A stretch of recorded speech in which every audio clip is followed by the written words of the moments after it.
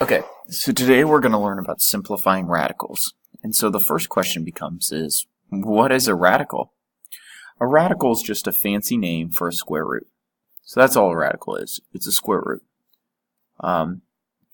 Or a root of any power. And we'll kind of get into that later. But right now, when I say the word radical, I want you to think of a square root. Now you should remember some square roots from before. Like here's a common square root. The square root of 36. If I get the square root of 36, here's what a square root tells me.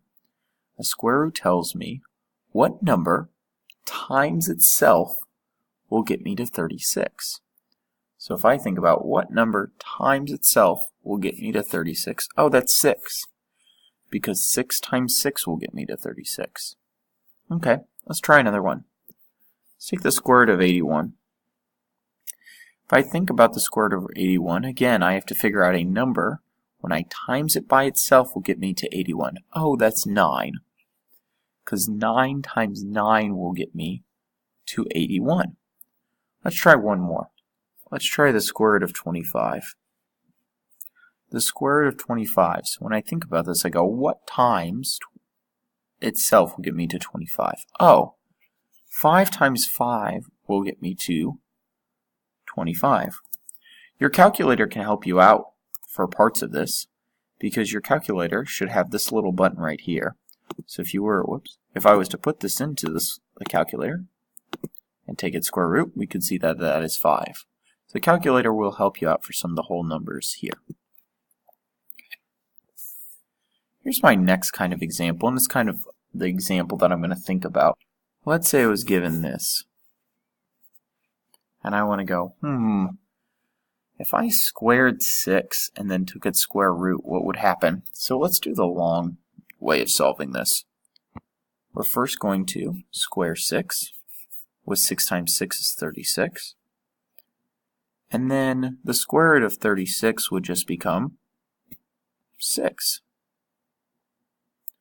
If you kind of look back at the beginning, you can see what a square root does to a squared term. It actually cancels it.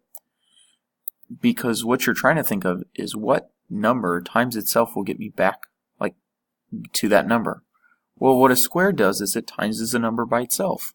And a square root undoes timesing by itself. So these things cancel each other. And it really doesn't matter what order you write them in. If you write it like this, these would also cancel each other. So this is what we call opposite operations. Raising something to the second power is the opposite of square rooting it. So these will cancel each other, kind of like multiplication and division cancels each other. So when we get to equations, we'll cancel out square roots by squaring things. And if I have something that's squared, I'll cancel out by a square root. So that's what a square root does to a squared, or raising something to the second power. They cancel. Let's go into some more examples that you might not have seen. So I'm assuming most of you have seen some kind of square roots before. But we're going to go into something that we're going to have to simplify just a little bit further than some of these easy results. To start us off, there's a list of radicals that you're going to want to be familiar with to be decent in this next session.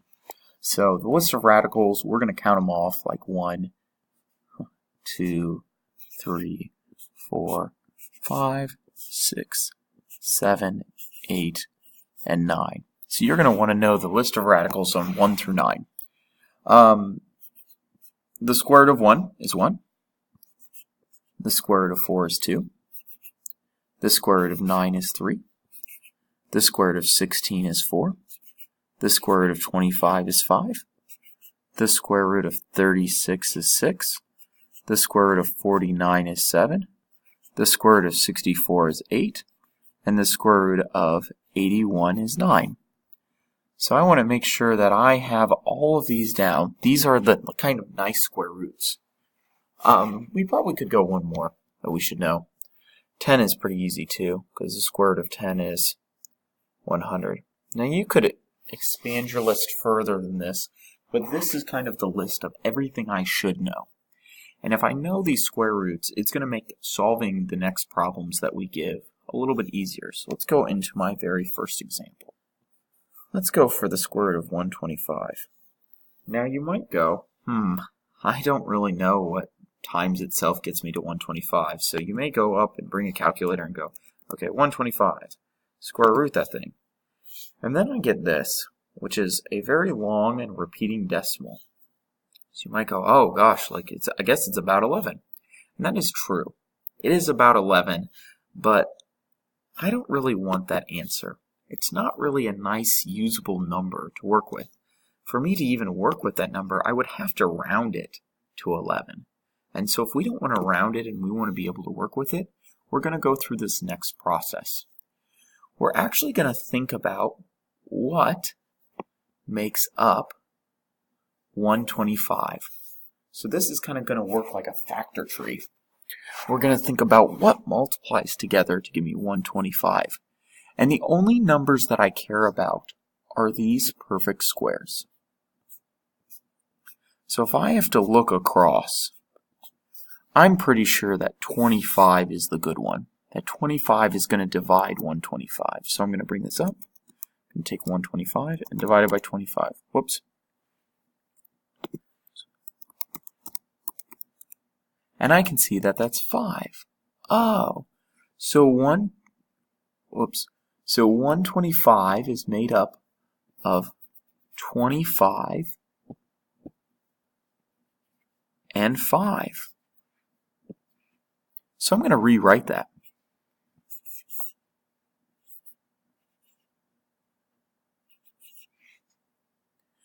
Well, now we can kind of separate that.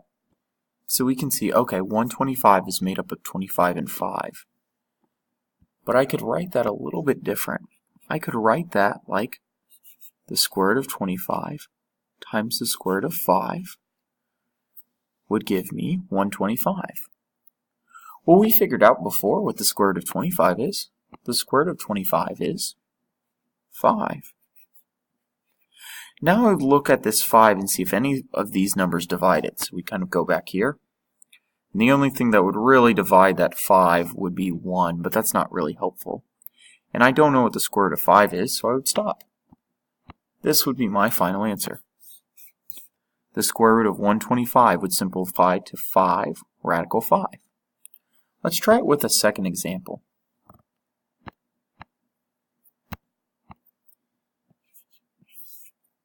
Okay, so now I'm going to look for the square root of 80.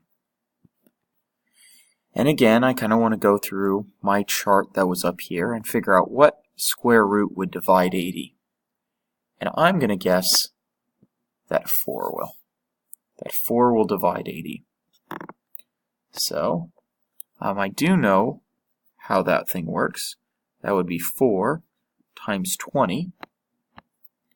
And so if I was to rewrite this, I'd have 4 times 20. And then I could even rewrite that further and say this is the square root of 4 times the square root of 20. And we know what the square root of 4 is. The square root of 4 is 2. So I have 2 radical 20.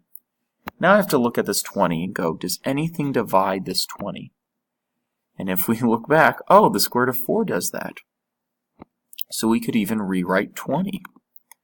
And so if I'm going to rewrite 20, I would say, oh, like this would be 4 times 5. So I have 2 radical 4 times radical 5. And we just did the square root of 4. The square root of 4 is 2. So this is what I would end up having. I would end up having 2 times 2 times the radical of 5. And 2 times 2 is 4. And the radical 5 is just radical 5, so that's our final answer. So in this one, you can see that I had to do 2 steps to kind of find my answer. And that's how I'd get it. So again, the process is always going to be the same. You're going to look at the beginning, you're going to think about what radical kind of divides that, and you're going to go on a little bit further. We're going to do a third example. Let's take the square root of 75. Now again, I'm going to think about what divides 75 that is a perfect square root.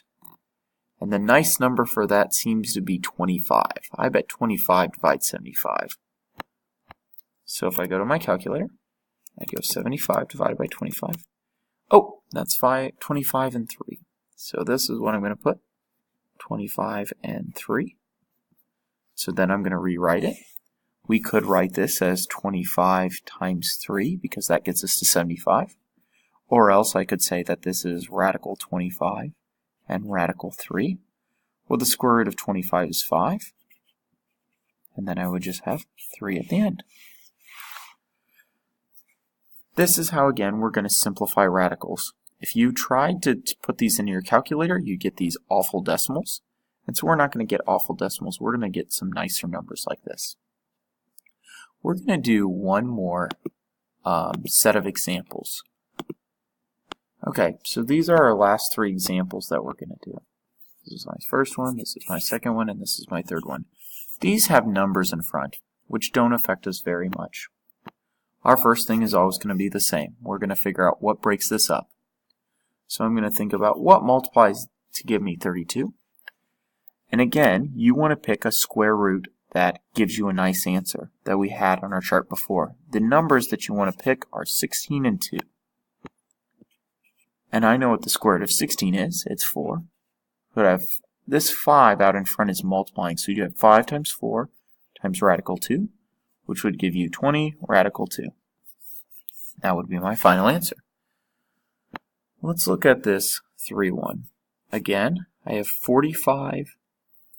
45. I know what makes up 45. It's the square root of 9 and the square root of 5. The square root of 9 would give me 3. The square root of 5 is just 5. Well, 3 times 3 gives me 9. And I have square root of 5. Let's end with the meanest one. Now you might be saying to yourself, okay, 384, that's really, really big. Well, it ends in an even number, so I could divide it by 2. You don't want to divide this thing by 2 because you don't know what the square root of 2 is. Like that doesn't give you a nice thing. So we're going to choose a better number. We might choose 16. And we can see that, oh, 384 is divisible by 16 and gives me 24. So now I know what breaks this thing up. It's radical 16 and radical 24. We would have a 7 in front. So the square root of 16 is 4. So this would be 7 times 4. Square root 24. So that's 28. Radical 24. Now I have to look at radical 24 and see if anything divides it. I know that 24 is actually divisible by a nice square root. The nice square root is the square root of 4 and the square root of 6. Well, the square root of 4 is 2. So I would know that I would have 28 times 2 times radical 6. And radical 6 isn't divisible by anything, so that's the kind of final answer there. And 28 times 2 should give me 56. So that would be my final answer for that problem. If you have any questions throughout this whole video, please make sure you star them in your notes so that you can ask them on Monday.